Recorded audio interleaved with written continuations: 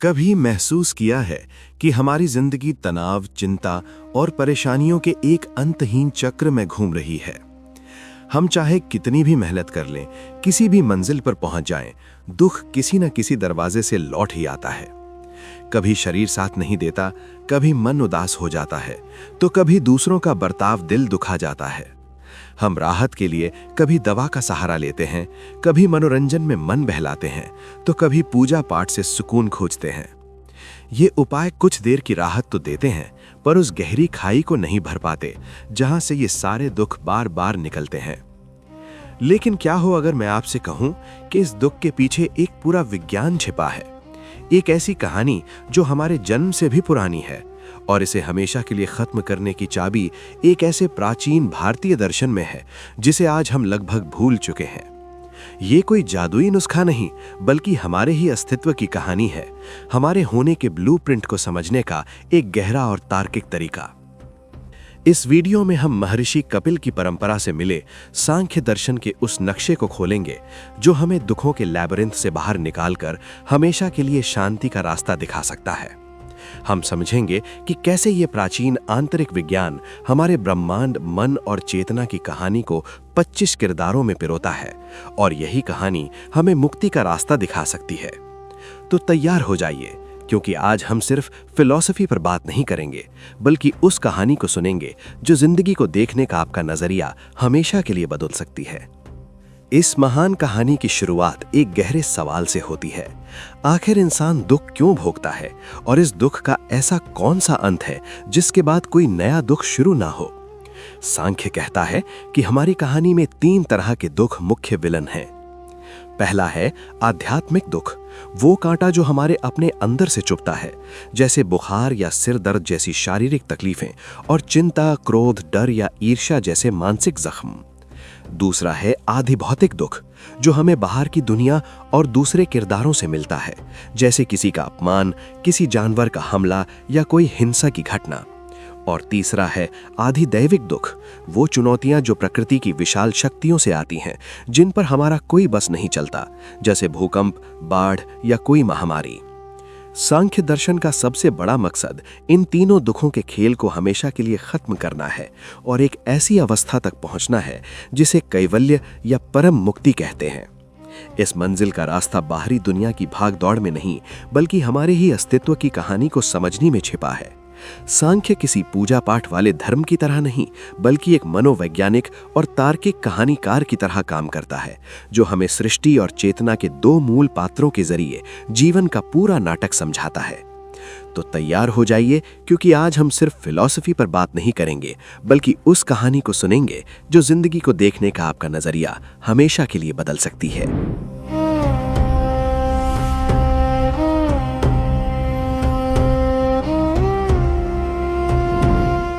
इस कहानी को समझने के लिए हमें इसके 2 मुख्य किरदारों से मिलना होगा। सांख्य दर्शन कहता है कि ये पूरा ब्रह्मांड, ये पूरा नाटक बस 2 मूल तत्वों का खेल है, पुरुष और प्रकृति। ये कोई पौराणिक कथा नहीं, बल्कि चेतना और पदार्थ का एक गहरा विश्लेषण है। तो ये पुरुष और प्रकृति आखिर हैं कौन? आइए इसे एक सरल कल्पना से समझते हैं। सोचिए, एक अंधेरा कमरा है और उस कमरे में एक प्रोजेक्टर से रोशनी निकल रही है। इस कहानी में पुरुष उस प्रोजेक्टर से निकलने वाली शुद्ध रोशनी की तरह है। पुरुष हमारी शुद्ध चेतना है, वो देखने वाला, वो जानने वाला, जिसके बिना कोई अनुभव हो ही नहीं सकता। लेकिन सबसे जरूरी बात यह है कि पुरुष पूरी तरह से शांत है। वो कुछ करता नहीं, यानी अकर्ता है। वो बस एक खामोश दर्शक की तरह हर चीज को होते हुए देखता है। दूसरी तरफ है प्रकृति, जो उस कमरे की दीवारों की तरह है जिस पर रोशनी पड़ती है। पर यह कोई आम दीवार नहीं, बल्कि एक जादुई पर्दा है जिसमें दुनिया की सारी कहानियां, सारे दृश्य पहले से ही बीज रूप में छिपे हैं। प्रकृति ही ब्रह्मांड का वो कच्चा माल है, वो पदार्थ और ऊर्जा जिससे ये सारी दुनिया, हमारा शरीर, मन, बुद्धि, अहंकार, सब कुछ बनता है। प्रकृति खुद में जड़ है, यानी उसमें अपनी कोई चेतना नहीं है, लेकिन वो बेहद सक्रिय है और लगातार बदलती रहती है। सारा एक्शन, सारी हलचल, सारा बदलाव प्रकृति के मंच पर ही होता है। खेल तब शुरू होता है जब पुरुष की चेतना रूपी रोशनी प्रकृति के पर्दे पर पड़ती है। जैसे चुंबक को देखकर लोहा खिंच जाता है, ठीक वैसे ही पुरुष की मौजूदगी भर से प्रकृति में हलचल मच जाती है और सृष्टि की कहानी शुरू हो जाती है। तो प्रकृति ये सब करती कैसे है? सांख्य कहता है कि प्रकृति 3 धागों से बुनी है, जिन्हें 3 सूक्ष्म ऊर्जाएं या गुण कहते हैं, सत्व, रजस और तमस। जैसे लाखों रंग असल में सिर्फ 3 मूल रंगों लाल, हरे और नीले के मेल से बनते हैं, वैसे ही दुनिया की हर चीज, चाहे वो एक पत्थर हो, एक पौधा हो या हमारा अपना मन, इन्हीं 3 गुणों के अलग अलग मिश्रण से बनी है। सत्व का स्वभाव है प्रकाश, शांति और संतुलन। रजस का स्वभाव है गति, क्रिया और बेचैनी, और तमस का स्वभाव है जड़ता, अंधकार और ठहराव। सृष्टि की शुरुआत से पहले ये तीनों गुण प्रकृति में गहरी नींद में एक संतुलित अवस्था में सो रहे होते हैं, लेकिन जैसे ही पुरुष का सानिध्य मिलता है, इस संतुलन में हलचल मच जाती है और सृष्टि के विकास का अद्भुत नाटक शुरू हो जाता है। ये कहानी एक बीज से पेड़ बनने की तरह है। जब पुरुष यानी चेतना और प्रकृति यानी पदार्थ का संपर्क होता है, तो प्रकृति के गर्भ से सबसे पहले महत या बुद्धि का जन्म होता है। ये वो यूनिवर्सल इंटेलिजेंस है जिससे समझने और फैसला करने की क्षमता पैदा होती है। फिर बुद्धि से अहंकार की शाखा निकलती है, यानी मैं हूं का भाव आता है। यही वो किरदार है जो हमें मैं हूं की पहचान देता है। अब ये अहंकार 3 गुणों के प्रभाव में आकर बाकी दुनिया की रचना करता है। जब अहंकार पर सत्व यानी शांति का असर होता है, तो अनुभव करने वाले पात्र बनते हैं। हमारा मन जो सोचता है, 5 ज्ञानेंद्रियां यानी आंख, कान, नाक, जीभ और त्वचा, और 5 कर्मेंद्रियां यानी हाथ, पैर, मुंह आदि। और जब अहंकार पर तमस यानी जड़ता का असर होता है, तो भौतिक जगत की कहानी के पात्र बनते हैं, जिन्हें 5 तन्मात्राएं यानी गंध, स्वाद, रूप, स्पर्श और ध्वनि का सार कहते हैं। इन्हीं से हमारे जाने पहचाने 5 स्थूल तत्व पैदा होते हैं: आकाश, वायु, अग्नि, जल और पृथ्वी। और इस पूरी कहानी को आगे बढ़ाने की ऊर्जा देता है रजस गुण, जिसकी गति के बिना कोई भी किरदार अपना पार्ट अदा नहीं कर सकता। इस तरह पुरुष को छोड़कर बाकी सभी 24 किरदार प्रकृति के ही अलग अलग रूप हैं। हमारा शरीर, हमारी इंद्रियां, हमारा मन, हमारी बुद्धि, हमारा अहंकार, ये सब प्रकृति के मंच पर नाच रहे किरदार हैं। और हमारे सारे दुखों की जड़ इसी बुनियादी कहानी को भूल जाने में छिपी है।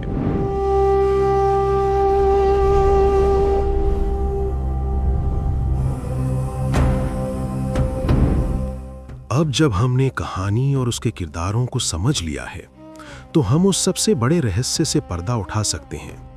अगर हमारा असली स्वरूप यानी पुरुष शुद्ध, शांत और खामोश दर्शक है, तो फिर हमें दुख, दर्द और तनाव का अनुभव क्यों होता है? सांख्य दर्शन इसका एक बहुत ही सीधा और गहरा जवाब देता है। हमारे सारे दुखों का कारण कोई बाहरी विलेन नहीं, बल्कि एक आंतरिक भूल है, एक ऐसा भ्रम जिसे कहते हैं अविवेक, जिसका मतलब है दर्शक का खुद को नाटक और उसके किरदारों से जोड़कर देख लेना। इसे एक मशहूर उदाहरण से समझते हैं। कल्पना कीजिए, एक बिल्कुल पारदर्शी रंगहीन स्फटिक रखा है। अगर उसके ठीक पीछे एक लाल फूल रख दें, तो वो स्फटिक पूरी तरह लाल दिखाई देने लगेगा। पर क्या वो सच में लाल हो गया? नहीं, उसका अपना स्वभाव अभी भी साफ और रंगहीन है। उसने तो बस फूल का रंग खुद पर ओढ़ लिया है। इस कहानी में वो साफ स्फटिक है पुरुष, हमारी शुद्ध चेतना, जो स्वाभाविक रूप से शांत और आजाद है। और वो लाल फूल है प्रकृति, हमारा शरीर, मन, बुद्धि और भावनाएं, जो हमेशा किसी न किसी रंग में रंगे रहते हैं और बदलते रहते हैं।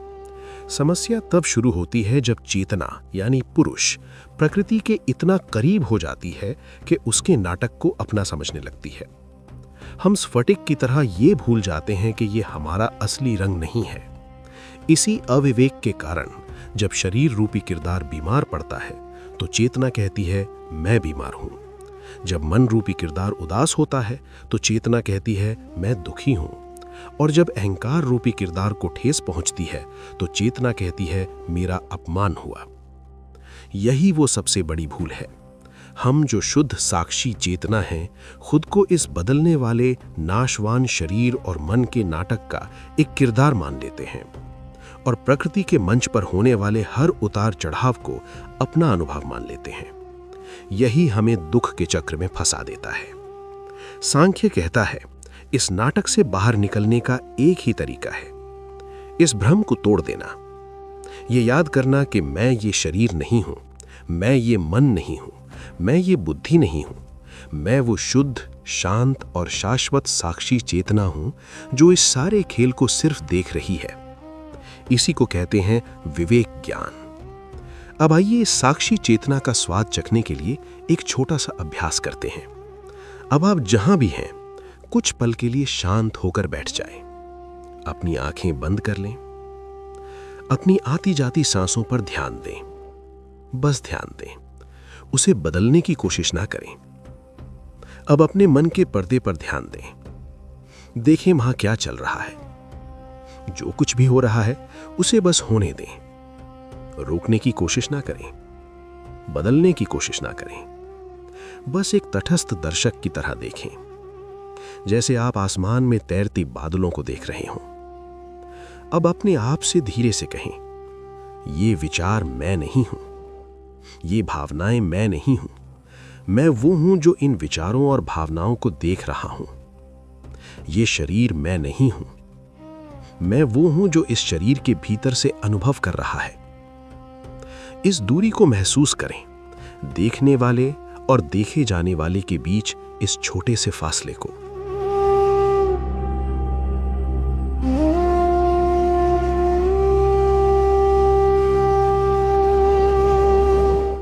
अब धीरे धीरे अपनी आंखें खोलें। यह छोटा सा अभ्यास साक्षी भाव की एक झलक है। यही वो पहला कदम है जो हमें अविवेक के भ्रम से निकालकर विवेक ज्ञान की सच्ची कहानी की ओर ले जाता है।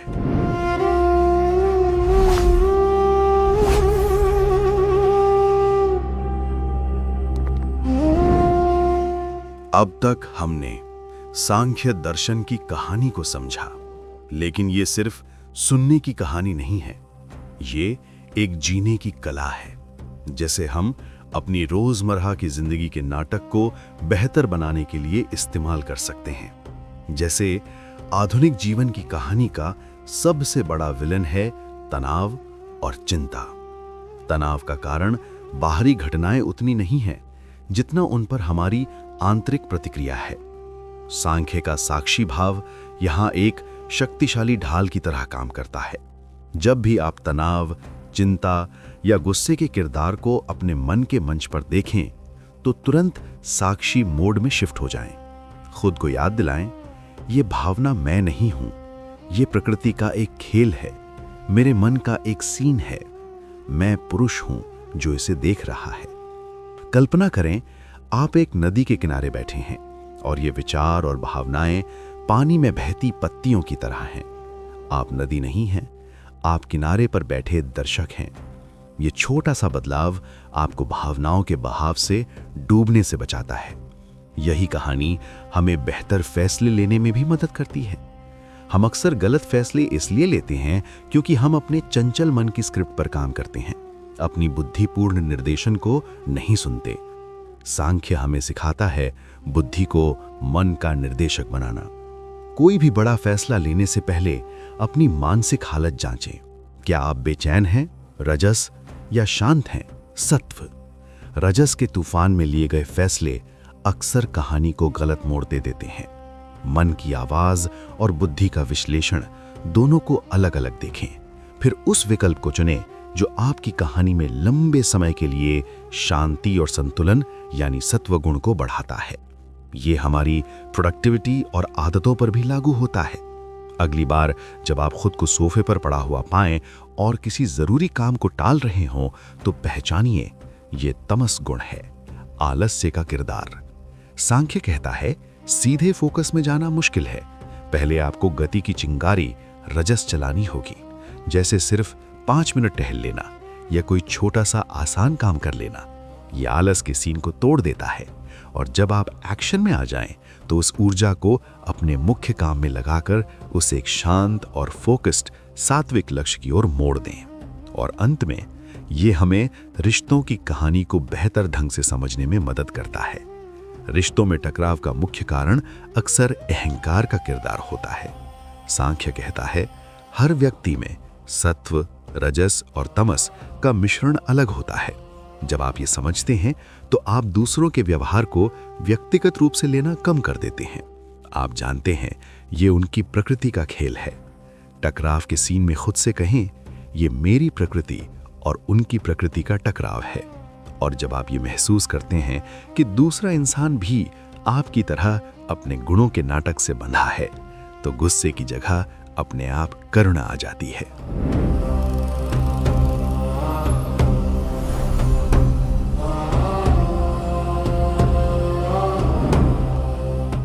कहानी को जानना एक बात है और कहानी को जीना दूसरी। सांख्य दर्शन को जीवन में उतारने का सबसे अच्छा तरीका है इसे अपनी दिनचर्या की कहानी का हिस्सा बनाना। आपकी दिनचर्या की कहानी सुबह से शुरू होती है, जो पूरे दिन की पटकथा तय करती है। जैसे ही नींद खुले तुरंत बिस्तर से न कूदें, कुछ पल लेटे रहें और अपनी कहानी के मुख्य सत्य को याद करें। मैं ये शरीर नहीं हूं, मैं वो चेतना हूं जो जागने का अनुभव कर रही है। इसके बाद 10-15 मिनट शांत बैठकर अपने मन के मंच पर चल रहे विचारों और भावनाओं को बिना किसी जजमेंट के देखें। ये आपके साक्षी मसल्स को मजबूत करेगा और दिन की शुरुआत फोन के शोर से नहीं बल्कि आंतरिक शांति से होगी। फिर दिन के दौरान जब आप काम की भागदौड़ के नाटक में व्यस्त होते हैं, तब लक्ष्य जागरूकता बनाए रखना है। हर 2-3 घंटे में एक पल के लिए रुकें और खुद से पूछें, इस समय मेरे मन के मंच पर कौन सा गुण हावी है?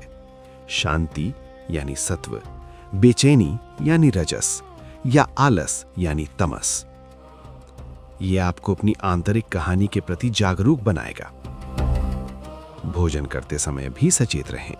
सात्विक भोजन यानी ताजा, हल्का मन की कहानी को शांत करता है, जबकि राजसिक यानी मसालेदार और तामसिक भोजन मन में बेचैनी और जड़ता का सीन पैदा करते हैं।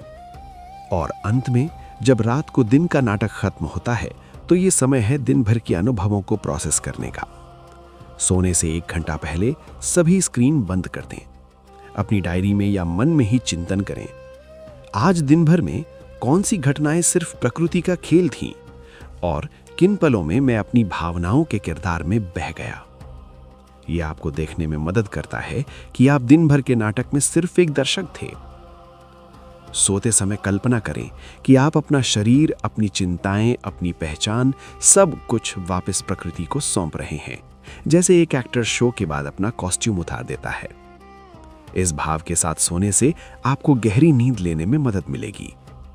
अगर सांख्य दर्शन की इस गहरी कहानी ने आपको छुआ है और सारे दुख के इस नाटक को खत्म करने के लिए, इन सिद्धांतों का अभ्यास करने के लिए आप प्रेरित महसूस कर रहे हैं, तो इस यात्रा को यहीं न रोकें। हमारे चैनल को सब्सक्राइब करें, क्योंकि हम भविष्य में सांख्य और दूसरे भारतीय दर्शनों की ऐसी ही कहानियों को आपके लिए लाते रहेंगे। नीचे कमेंट सेक्शन में हमें बताएं कि सांख्य की कहानी के किस एक हिस्से ने आपको सबसे ज्यादा सोचने पर मजबूर किया। क्या वो पुरुष और प्रकृति के 2 किरदारों का रहस्य था, 3 गुणों का विज्ञान, या साक्षी भाव का अभ्यास?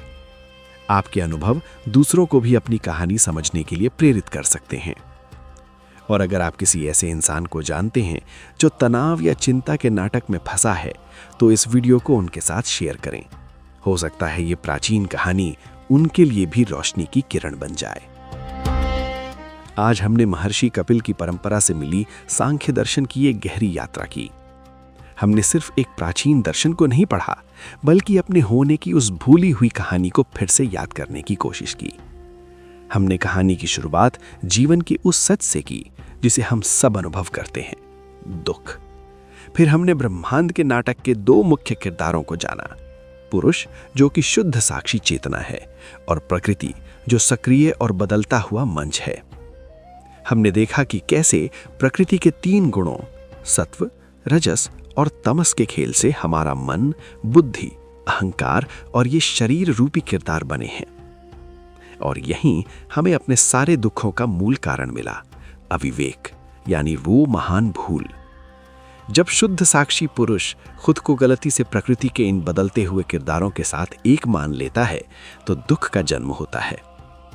लेकिन सांख्य सिर्फ समस्या बताकर नहीं छोड़ता, वो कहानी का एक शक्तिशाली समाधान भी देता है, विवेक ज्ञान।